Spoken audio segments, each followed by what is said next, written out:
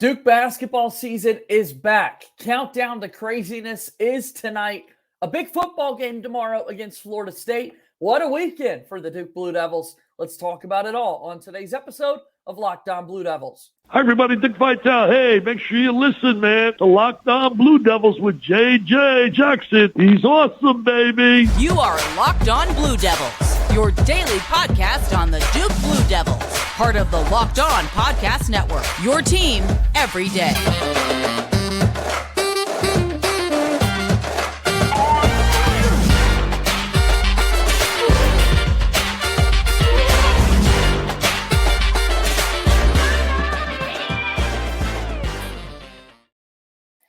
Hello, everybody, and welcome into another episode of the Locked On Blue Devils podcast. My name is JJ Jackson. So good to have you here with us on this Friday, October 20th, 2023. We have waited long enough. Duke basketball is back as we've got countdown to craziness.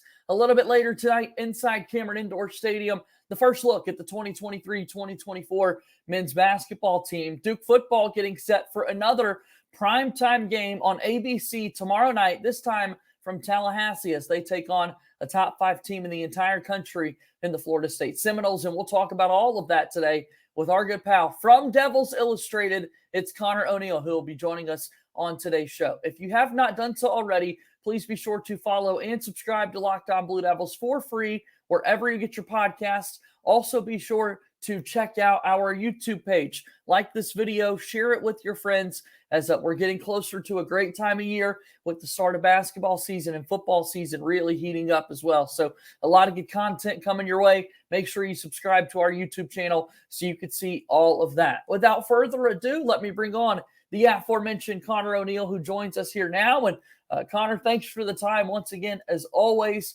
getting closer to November. We've reached a good little crossover season here, haven't we?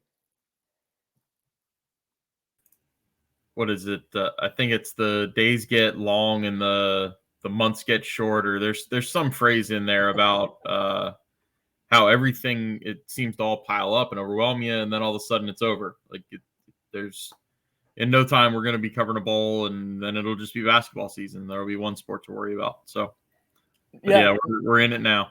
No doubt about it. Really excited to see what happens for both of these teams, to see how these last 6 games of the year go for the Duke football team, and we'll get to that in just a little bit, but also this basketball team getting a chance to start off the season, let folks see them in action on the floor. A lot of eyeballs in the recruiting section for Duke basketball with a massive weekend on that front as well, and then just kind of countdown to craziness being here to get our first look at this squad. It's been one thing all the way since like April to talk about these sophomores making a return for another season. Jeremy Roach making another run wearing that Duke uniform. A good class of freshmen. Now we actually get to see them be introduced and play a little basketball for us. Yeah, we'll get a little basketball tonight, right? I don't know. I wrote a lead that hasn't made it to publication quite yet, but it's basically it's only a scrimmage. It's only 2.5, 3 weeks away from the season opener. Tell yourself that as many times as you need to tonight, right? It's overreactions tend to fly. I've only been on the beat for a couple years, but I feel at least educated enough to say that. Like, this is the overreaction night. This is the night where you watch Christian Reeves go out there and score like 12 points with 8 rebounds and think he's going to be the starting center. No disrespect to him. It's just this is the night to kind of gauge individual skill sets, see how everything meshes together, see rotations, see what John wants to play around with when he's going his guys on his guys. And that's what I'm most looking forward to about tonight. And of course, also seeing what Stanley Borden does in his intro. That's the big thing. We love the intros, even from those walk-ons, to see what they can contribute to the fun. Coach Shire did a little dance when he was introduced and went on the stage last season. So we'll see what all of that looks like for all the players tonight at Countdown. And then, it's good to have a little bit of overreaction, because what we've been doing so far this offseason is taking the quote unquote uncut videos of scrimmages and overreacting to them. Now we actually get to see a little bit more missed shots. We'll see a scoreboard on screen keeping up with blue versus white, and it'll feel a little bit more real than what we've kind of been teased with so far. Yeah, I guess if everybody shoots like 80%, then that's not good because it means their defense is going to be terrible all year. Right.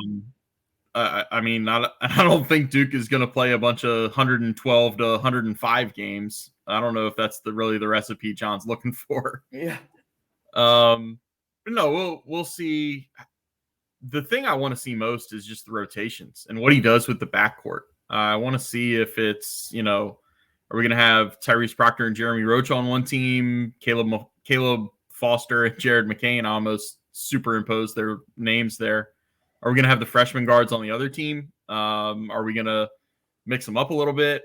That I really want to see that. You got to see how healthy Kyle Filipowski is. I know the hip surgery was a while ago, but that's coming back from dual hip surgery is not a quick recovery. So we need to see how he's moving around. I'm pretty sure last year at this time, we didn't even know that Derek Lively was going to miss Countdown and miss kind of the preseason stuff. So we'll have to keep an ear to the ground on any late breaking injury situations, anything like that. I'm kind of trying to jog my memory of what John told us. It's like the first day of practice. And that always comes with a caveat because the first day of practice, you have some kind of grasp of what you want your team to be, but you haven't put in anything yet. He did tell us that his defense wasn't where he wanted it to be, but then also told us that that's never going to be the case in September. He's always going to be pushing him on that end of the ball. So it's going to be an interesting night. And we're going to get to see it all play out. Countdown to Craziness, ACC Network Extra for those that want to watch. We've got plenty of coverage here on Locked On. You're going to have a lot of good stories and contents there at duke.rivals.com. And we're going to continue talking about that right now after we take our first time out here on today's episode of Locked On Blue Devils. Locked On Blue Devils is brought to you here today by our friends over at Betterhelp. Do you ever feel like your brain is getting in its own way? Like you know what you should do, what's good for you, but you just can't do it. Therapy helps you figure out what's holding you back so you can work for yourself instead of against yourself. If you're thinking about starting therapy, give BetterHelp a try. It's entirely online, designed to be convenient, flexible, suited to your schedule. Just fill out the brief questionnaire to get matched with the licensed therapist and switch therapists at any time for no additional charge. Make your brain your friend with BetterHelp. Visit betterhelp.com/lockedoncollege today to get 10% off your first month. That's BetterHelp, HELP.com/lockedoncollege, 10% off your first month. BetterHelp is a proud sponsor of Locked On Blue Devils. Today's show also brought to you by our friends over at FanDuel. This is America's #1 sports betting app and the #1 sports book that we love talking about. Right now, new customers get $200 in bonus bets guaranteed when you place a $5 bet. That's $200 in bonus bets, win or lose. If you've been thinking about joining FanDuel, there's no better time to get in on the action. The app is so easy to use, a wide range of betting options, including spreads, player props, over-unders, and so much more. So visit FanDuel.com/lockedon and kick off the NFL season. FanDuel, an official partner of the National Football League. Moving forward here on today's episode of Locked On Blue Devils, JJ Jackson alongside Conor O'Neill from Devils Illustrated. So talking a little bit about Countdown to Craziness tonight, a scrimmage, the blue-white game for Duke. They typically go about 20 minutes. An opportunity, I believe, this year to see the women's basketball team featured a little bit more with head coach Carol Lawson. I know they're always a fun program. Excited to see them get recognized a little bit. And then always good to get back inside Cameron Indoor. And this season, another year removed from, of course, the Coach K years. And we move more into this John Shire era for Duke basketball. And it's been quite some time, Conor, since we've had so many sophomores kind of come back and make an impact for the Duke team. We mentioned Filipowski earlier, but even guys like Proctor, Mark Mitchell, Jaden Shute, you mentioned Christian Reeves a little bit earlier. What does their development kind of look like as we get set for this upcoming season? I'm excited to see them back in action these first few weeks.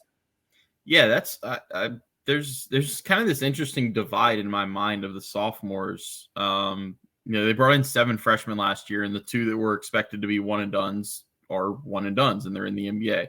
And then there's the 3 that came back after having really good seasons and putting themselves in position that if they would have gone into the NBA draft, or even if they would have declared and gone through the process for a few weeks, I don't think anybody would have been all that surprised, right? Like Kyle Filipowski averaged 15 and 9 and was ACC Freshman of the Year. Tyrese Proctor showed so much potential down the stretch. And I mean, I keep singing the praises of Mark Mitchell. Mark Mitchell was Mr. Do Everything. And if you're looking for, the top reason that Duke lost the game to Tennessee in the NCAA tournament, I think you kind of start with Mark Mitchell missing that game. He'd started every game before then.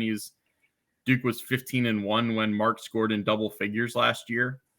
He brings a lot to the table. And then you have the other 2 freshmen that we didn't really hear much from last year. Like Jaden Shute was kind of in the backup quarterback syndrome role, where he was the most popular player on the team when Duke was struggling. When Duke couldn't make any shots, it was, well, why don't they play Jaden Shute? We know he can shoot. And Christian Reeves, it's an interesting situation with Christian Reeves. It's been that way since he committed. He had a Final 2 that did not include Duke, and then all of a sudden he's committing to Duke. He was better than they thought he was going to be, and still couldn't really crack the lineup, especially when Derek Lively got up to speed over the second half of the year. So you look at it as those 2 between Shute and Reeves, like you hit the nail on the head. They're developmental pieces, and I don't know how much they've developed. We really we'll get a glimpse of it tonight. But like I mentioned earlier, Christian Reeves looked great in Countdown last year. So take everything with a little bit of grain of salt that it's Countdown. It's still 2.5 weeks before the opener. But I really want to see if or what or how much they can bring to the table this year, because they kind of already have, like, we think we already know a lot of the known quantities for this team. Like, we know what the backcourt gives you. We think we have a good idea of what the freshman guards can bring. Jalen Blakes might be thrown in there as another one, even though he's a year older than them. He's kind of in that same role of he had a niche last year. He lost a little bit of his role as the season went on and as Dariq Whitehead became healthier. I'm really curious to see how much that trio, the 2 sophomores and then Jalen Blakes, can bring to the table. Yeah, excited to get it started all tonight with Countdown to Craziness in the weeks to come here. We've got the first game of the season now 17 days away on Monday, November 6th, when Duke takes on Dartmouth. We kind of look at the next few days, few weeks for this Duke program. It's about to be secret scrimmage season that we absolutely love. It seems as though there are reports out there about a matchup with Villanova on the horizon for the Duke basketball team, and then an exhibition game. So if you kind of will, Conor, lay out the next few weeks for the Duke basketball program, because again, you're not going to walk away. You are going to walk away with overreactions tonight, but when do we start to know for real kind of what this Duke team is made of? What does that look like? Yeah, overreactions tonight. We'll snippets will come out about the secret scrimmage with Villanova. I will plead ignorance and say I do not know when that is. I would imagine it's going to be next weekend. I can't imagine. October 28th is the day that I've seen, and meaning next Saturday. So yeah, that's what I've seen. Okay. So I'll have to kind of keep an ear to the ground on that one too. Media Day, ACC Media Day is next week. That's on Wednesday for the men. I think Tuesday for the women. Obviously we won't know anything. Like, they're not on the court there. That's just more for media. And And then the exhibition game is what, November 2nd? November 1st? Second or first, one of those, yeah. November 2nd is a football game, so I can imagine it would be November 1st for the exhibition game. That'll show a little more. I tend to put more stock in the exhibition game, even though it's a game against a Division II school. UNCP is, I believe, the opponent. Just because they're under the lights, it's a different opponent rather than your own guys. I'm half inclined to say we're not going to know really about this team until that second game of the year when they play Arizona, though. That's the one that I really want to see. That's the one that I have half a notion to fast forward me to 3 weeks from today and get me to that point and see what this team looks like against another high caliber, high major team that you expect to be in the Sweet 16 and competing for a Final Four berth. Yeah, you look at the schedule, you've got November 6th against Dartmouth to kick off the year, something official. It'll feel good to get that out of the way, get back into the season, ready to rock and roll. Then that Friday game, to your point, 3 weeks from today at Arizona, and then the very following Tuesday, playing in the Champions Class again against Michigan State this year. So the tests are coming early for the Duke program like they typically do at the start of a new season. So kind of excited to see how all of that plays out as we move forward. The last thing to kind of touch on, we mentioned it briefly earlier, but it is a pretty big recruiting weekend. Hearing several visitors expected to be on campus throughout the weekend, expected to be in attendance specifically tonight for Countdown to Craziness, with Cooper Flagg being the lead among them. If you will, kind of speak to the recruiting weekend that John Shire and his staff have ahead of him, Connor. Yeah, Cooper Flagg's the main one. That's the biggest fish. He's the number one player in the 24 class. He's in that spot because he reclassed from 25. It was a weak 24 class, and it's not as weak anymore because Cooper Flagg is in the 24 class. And there's not really any better way to summarize it than that. It's his second visit to Duke. He, in my mind, has been a strong Duke lean for more than a year now. I grew up a Duke fan. He, from all indications, has loved Duke for a while. He did an early interview in his career when he was just starting to establish himself on the grassroots circuit, where he called Duke his dream school and did some distancing from that so that he could still be recruited by other people. But it seemed to indicate for a long time that Cooper Flagg and Duke are kind of a match made in heaven. He canceled a Kansas visit a couple weeks ago. It's really just Duke and UConn that are recruiting him at this stage. The funny little tie-in is he took his official to UConn when Duke went up there and beat them in football. I think that final score was like 41-7. I don't really buy into the stock that a basketball recruit is going to put all too much emphasis and be influenced by a football score. But it's fun to think about. He's not the only one coming this week, though. VJ Edgecombe will be there tonight. Patrick Ngongba will be there tonight. I apologize if I've mispronounced that name, but Ngongba is really the last remaining target of the centers in the 24 class. If Duke does not land him, it's probably going to be transfer portal or piece together what they can at that 5 spot for next season. VJ Edgecombe is honestly, it's an interesting fit. It's kind of weird to me. Like he's a oversized guard wing type, and Duke has a lot of those that are lined up to be on the roster next year. Like they've got Darren Harris, they've got Isaiah Evans already committed. They just got a commit from Con Newpol in the last month. So it's interesting to me that VJ Edgecombe is still coming. I'm not saying he's not a take. I'm not saying he's like a bad player by any stretch. He's been kind of a late bloomer, and he's still rising. Sometimes you get these late bloomers that they'll get shot up the rankings, and then it'll kind of be an overcorrection, and you'll see him fall back down a bit. He's still going up. He's up into, I think, some people's top 10s. But like I said, it's just an interesting fit to me with where he stands. So those are the 3 that we know are coming. Kind of always on guard to see if there's a surprise visitor for Countdown. Make sure you stay tuned tonight, but those three are the main three coming tonight. And as of now, expected to be joined by the other three commits who you just laid out in attendance as well. Darren Harris, Isaiah Evans, Con Knipple, all expected to be there. So the goal, I would imagine, is that there could be some bonding amongst what would be your freshman class. Next season, they get an idea of one another, spend the weekend maybe playing a little pickup and getting to kind of visualize what that looks like potentially in the seasons to come. So should be really exciting, and I'm sure we'll have plenty to talk about after this weekend. Let's take one final timeout on today's show. We'll wrap things up after this right here on Locked On Blue Devils. Locked On Blue Devils here today, brought to you by our friends at Birddogs. I'm always talking about my Birddogs. They make you look good. Birddogs stretch khaki shorts are designed to fit slimmer through the thigh and leg, giving you a truly sculpted look.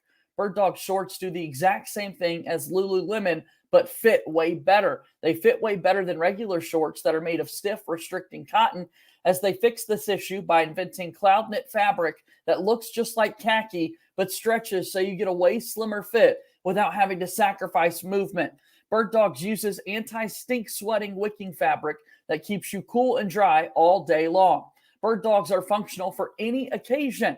Go ahead and go to birddogs.com/lockedoncollege or enter promo code LOCKEDONCollege at checkout for a free Birddogs water bottle with your order. That's birddogs.com/lockedoncollege for a free water bottle at checkout. You don't want to take your Birddogs off, we promise you. Final few moments here on today's episode of Locked On Blue Devils. I'm joined by Conor O'Neill from Devils Illustrated. If you will, my friend, promote the website, ways that people can get plugged in and involved with everything that you've got going on. How can they be a part of your team and see all of your work? Yeah, it's duke.rivals.com is where you'll find my work. We've got a message board there for anybody just dropping by, or premium members, which is where scoops get posted. We got premium stories, we got free stories, we got linked up stories from national members of Rivals team. There's a lot of fresh content there. There's still fresh content coming today. There'll be a preview on the Florida State game up in the next, I don't know, it'll be up by early afternoon. There's a feature on Tyler Santucci, Duke's defensive coordinator. There's a fun little story about Stanley Borden taking you through his intro in the process that led him to walking onto the stage last year with a trench coat and a saxophone.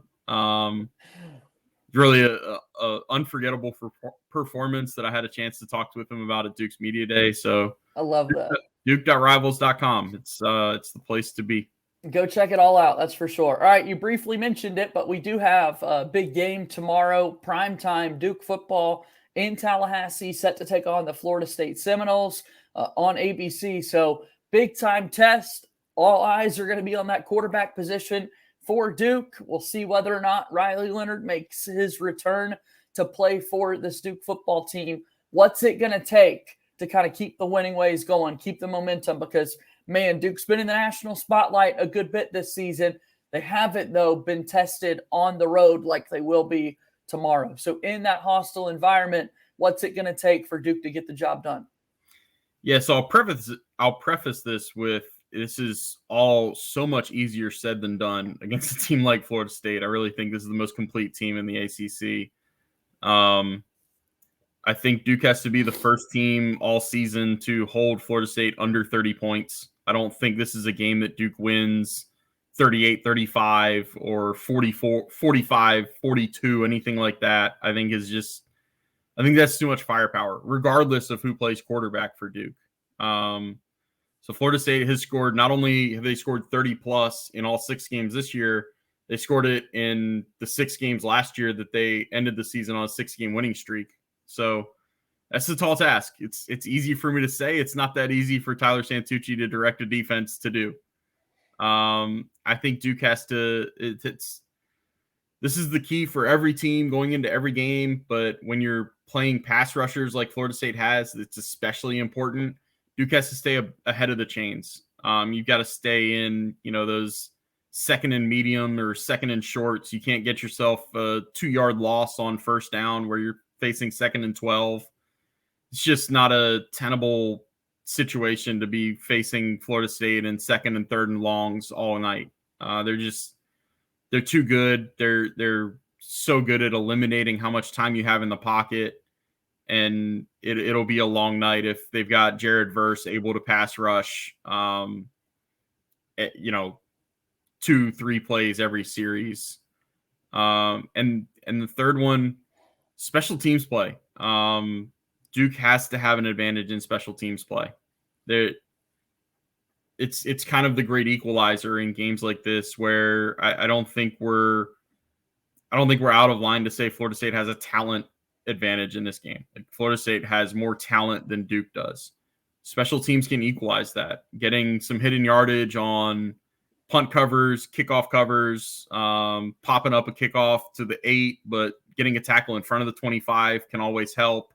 It's stuff like that where Duke can kind of close the margins and keep themselves in this game. I think it's a winnable game. I just think it's a lot of things that Duke has to do really well to be able to win this.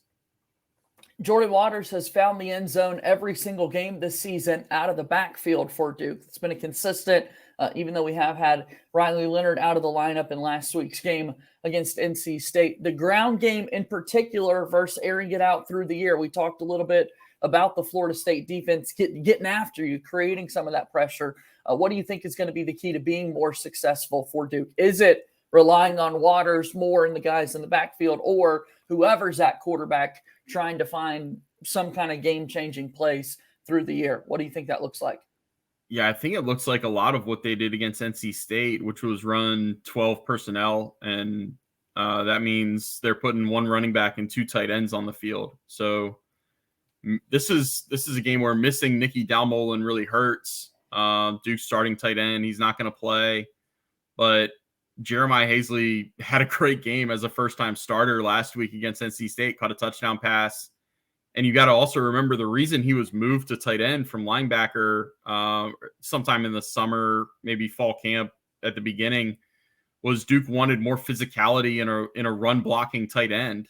So here it is. Like, this is the reason they moved Jeremiah Hazley, is for this specific purpose of run blocking. And I if I'm not mistaken, Duke came out and started both tight ends against NC State because Cole Finney was in there too. And Cole Finney played, I think, more than half the snaps. And I don't think Jeremiah Hazley came off the field for an offensive snap. So you're going to see a lot more heavy personnel. Sometimes it might be boring. Sometimes a Duke drive might look like 3 runs straight into the line of scrimmage, and they might punt. And that's kind of just what it has to be. They can't get impatient. They can't say, well, we had a 3 and out, so we got to start taking some shots. There's a fine line to walk there with running the ball successfully and not getting impatient and having that's where who plays quarterback actually comes into play. Henry Beelan is going to be a really good quarterback. He already has an incredibly strong arm. That's where you kind of want Riley Leonard to be in there, as long as his ankle is healthy, to be able to run the ball, because Riley is a more dynamic runner. We've seen that over a year and a half. That would really help, and that's where you should kind of be dialed in to see who plays quarterback for Duke. Excited to see it all unfold this weekend in Tallahassee. Big-time game for the Blue Devils, and again, big-time coverage tonight for Countdown to Craziness, recruiting, and all of that more. Duke.rivals.com. Conor, as always, it's great to see you, my friend. Thank you for taking time to stop by the show today. Thank you, JJ. All right, that's Conor O'Neill joining us here on the program. Again, go check out all of his work, Duke.rivals.com, for great coverage all around those Duke Blue Devils. That's going to do it for our show here today. Thank you so much for your support. As always, be sure to follow and subscribe to this podcast for free. Also, make sure you subscribe to our YouTube channel to watch the show each and every day. That'll do it for today's show. As always, go Duke. I'll talk to you on Monday. My name is JJ Jackson. Thank you and good day.